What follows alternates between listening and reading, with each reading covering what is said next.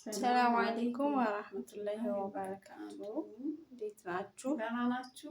የነኢም ሾው ቤተሰቦች እንዴት ናችሁ? ዛሬ ተከስተናል። ዛሬ መተናል። ስንጠፋ ፈላጊ የለም። አዎ እኔ ብቻ ነኝ የምፈልግሽ።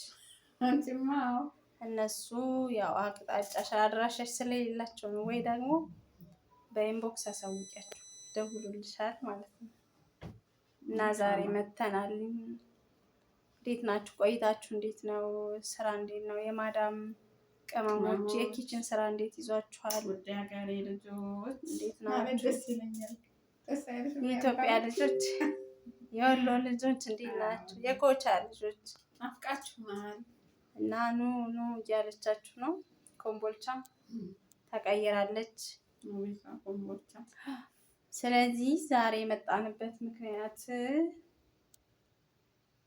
ሶሻል ሚዲያ እና ትምህርቱ ማለት ነው አይደል? አሁን ላይ ያለው ሶሻል ሚዲያ ከፓርትቱ የቀጠለ ነው። ይሄ በእርግጥ ስለ ትዳር ሴቶች ድምጽ ላይ ስለ ትዳር አውርተናል። እና እዛ አዩት። ይሄ ደግሞ ቀጣይ ክፍል ነው እና ማለት አብዛኛው ማለት ሳይሆን አንዳንድ ዩቲዩበርም አለ ጥሩ ትምህርት ሞቲቬት የሚያደርግሽ በስራ ዙሪያ ብዙ የሚያስተምሩ ልጆች አሉ። ያ እንዳለ ሁሉ ግን ደግሞ እንዳልናችሁ በትዳር የሚቀልዱ ልጆች አሉና የቤታችን ገመና አውጥተን ሚዲያ ላይ ዘረገፍ ነው። እኔ የምለው ግን ቤተሰቦቻቸው አያዩ ያያሉ። ዩቲዩብን እኮ ትዳር አረጉታል። ቤተሰቦቻቸው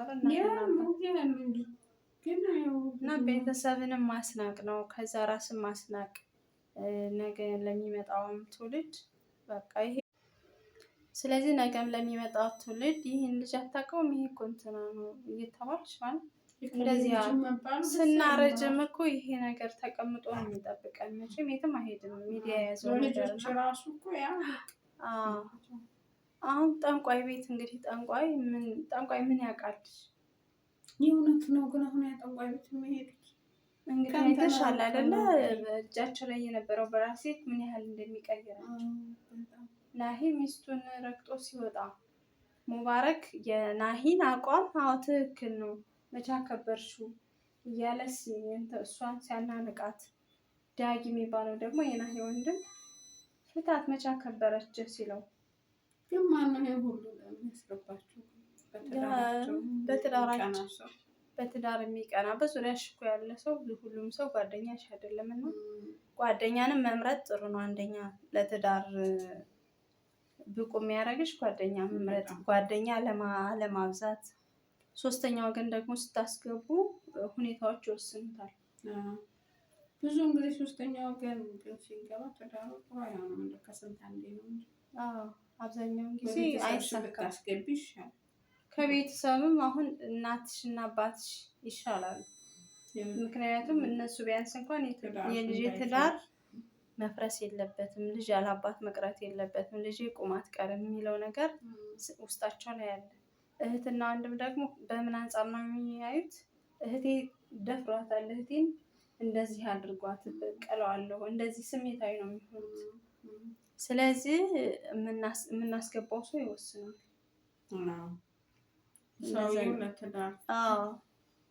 ስለዚህ እንደዛ ነው እና ዝም ብለን ባንቀልድበት ጥሩ ነው። በዛ ላይ ደግሞ የሁለቱንም ሴቶች ካየን አሁን ያየን የሩታንና የውብዬን እና የሩታን የምናወራው እና የሁለቱንም ካያችሁት ከእርግዝናቸው ጀምሮ ነው እንትናቸው። ሁለቱም በጭንቀት ነው። ወንዶች ደግሞ የሚቀየሩበትን እንትን ልንገራችሁ። ወንዶች ስትወልዱ ወልዳችሁ የምትነሱ አይመስላቸውም። ሳይኮሎጂ ማለት ነው። አይደለም። እኔ ግን ይገርመኛል። የምታረገው ሴት ልጅ የእሱ ልጅ ነው ይረሳዋል። እሱ በቃ ያቺ ያረገዘች ሴት እሱ ማደለችም ይሄዳል እና አርግዘው ነው ያንን ቻሌንጅ የተሸከሙት። ወልደው አራስነታቸውን በደንብ አላጣጣሙትም ካያችሁ ማለት ነው። ሁለቱም በለቅሶ በእንባ ያም ይመጣል፣ ቪዲዮ ደቅኖ እንትን ይላቸዋል። ከዛ እየጎተቱ ሴት ያመጣሉ። እነሱ እኮ ሪላክስ እያደረጉ ነው። አንቺ ግን ኦፕሬሽንም ይኖርሻል። ቁስልሽን ታስታምሚያለሽ። ቁስል ይዘሽ ታጠቢያለሽ። ከዛ ደግሞ አራስነት በራሱ የሚያመጣው እንትን አለ። ያን ሁሉ ተቋቁሞ ባል ከጎናቸው የለም። አዎ እኔ የማውቀው አንዳንድ ባሎች እኮ በጊዜው ሲመጡ ነው። እናትሽ ቤት ስትታረሽ ሴት ይዘ ይመጣል።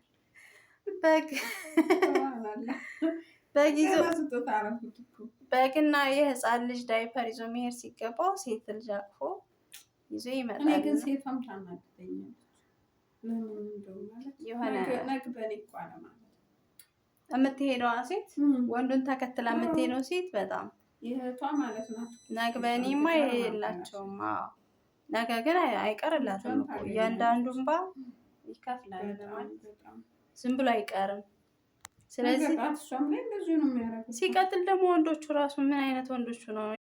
ስለዚህ ወንዶቹ ራሱ በፍቅር ገዳይ ሆነው ነው ወይ እንደዚህ ይህን ያህል ሴት እንትን ማለት ነው?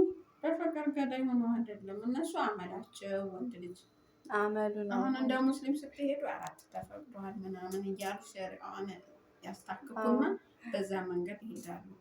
ግን አሁን ከሙስሊሙ አልፎ ክርስቲያኑ እንደዛ ሆነ። እምነት አለየም። አሁን አብዛኛው አሁን ለእነሱም ተፈቀደ ሲሰሙ ተጋባው። ለክርስቲያኖችም እንግዲህ ብዙ እኮ ያልወጣ ሚዲያ አለ። ይሄ የወጣ ስለሆነ ነው እንጂ ብዙ ያልወጣ ሚዲያ አለ፣ ብዙ እናውቀዋለና ስለዚህ ፈጣሪ አላህዬ ደግሞ እንደው ለሴቶቹም ሴቷን ብቻ አይደለችም፣ በእርግጥ በትዳር እየተበደለች ያለች የሚበደልም ወንድ ልጅ ይኖራልና እሱ መፍትሄ ያምጣ። ለሁላችንም ልቦናችንን ያስተካክልን፣ ልቦና ይስጠን። ስለዚህ ላይ አሁን የትናንቱ ወንዱ በጣም የሚገርም ሴቷ በጣም ዲስታ አጋጥሞ ሚዲያ ላይ ለመታወቅ ብላ የእሱን ስም አንስታ እሱ ሲመጣ ደግሞ ልጇ ሚዲያ ላይ ነገረኛው ሚዲያ ላይ ልጇን ሁሉ የሚቀበለኝ እያለች እሱ ግን መለመኛ አድርገው ምናምን ነገር አይቻልም። እና ወንድም ሆኖ የሚበደላል እና ሴትም አለን ተንኮለኞች። ብቻ ዱዓ ማድረግ ነው ሁሉም በየእምነቱ። አንዲት አለች እኔ የማውቃት እንደው ባልሽ ጥሩ ነው ምናምን ስላት የሱጁዴ ውጤት ነው ያለችኝ። እና ሁሉም በድካም ማለት ባወጣሹ ልፋት ልክ ነው የምታገኘው። እና ትዳር ደግሞ ትልቅ ዱዓ ያስፈልገዋል። ትዳር ትልቁ ማለት ለጤና ዱዓ ምን እንደምናደርገው ሁሉ ለትዳራችንም ዱዓ ማድረግ አለብን። ብዙውን ጊዜ የምታሳልፊው እዛ ውስጥ ስለሆነ ማለት ነው። ጸባዩን ቀምስ እና ስኳር አይደል አንቀምሰው ጨው አይደል በዛ አነሳነልና ሲገቡ ማለት ነው። ገና ሲያገባችሁ ስማርት ምን ሊሆን ማሬ ስኳሬ በቃ የሌለ ጸባይ። ከዛ ግን 3 ወር በቃ ማክሲመም ከቆየ ወንድ ልጅ ጸባይ 3 ወር ነው። ከዛ በላይ አይቆይም እና ይቀየራል። ግን ሲቀየሩ እኛም ቀድመን ሬዲ መሆን አለብን። የነበረው ጸባይ ላይቀጥል ይችላል። እንደዛ ብላችሁ ራሳችሁ ነው አዘጋጅታችሁ ጉኛ ትሬኒንግ የሚያስፈልገው ይመስለኛል ለትዳር ለሴቷም ለወንዱ። አሁን እኮ ግን ቅድመ ትዳር ትሬኒንግ ይኖራል። ግን ደግሞ ትክክል መሰጠት አለበት።